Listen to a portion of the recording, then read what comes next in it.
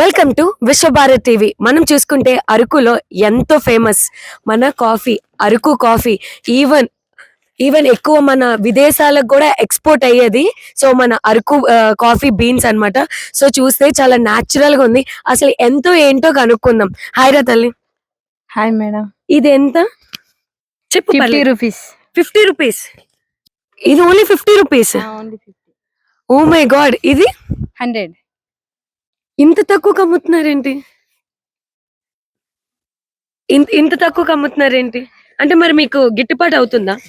గిట్టుబాటు అంటే ఒక డబ్బాలో ఒక 10 రూపాయలు అలాగ వస్తుంది. అంటే ఓన్లీ 10 రూపాయలు మీకు ప్రాఫిట్. ఇంకేమున్నాయి మీ దగ్గర పండించినవి? పండించిన మిరియాలు. మిరియాలు. ఓకే, ఇదెంత? అది అయితే 300.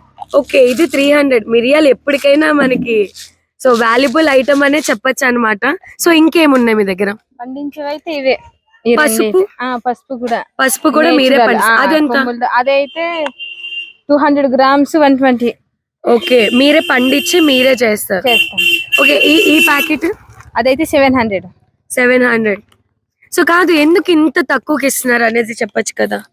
అంటే ఇప్పుడు బయట ఒక 10 రూపాయల ప్యాకెట్ కి జస్ట్ 10 గ్రామ్స్ వస్తుంది. అలాంటిది మీరు ఇది 100 రూపీస్, ఇది 50 రూపీస్ కి. అసలు చూస్తున్నారు క్వాంటిటీ. ఇది మనకి కొంచెం వేస్తే చాలు. ఇంత తక్కువకి ఎందుకు ఇస్తున్నారు? ఏట్లేదు, ఇక్కడ ఆర్గానిక్ కల్తీ లేకుండా ప్యూర్ దొరికే పౌడర్ కాబట్టి మేము తక్కువకి ఇవ్వబడుతుంది.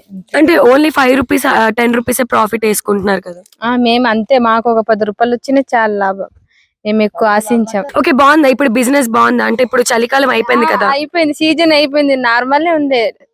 అంటే టూరిస్ట్ వాళ్ళు సరిగా రావట్లేదు. నెక్స్ట్ మంత్ అలా నుంచి వస్తారు.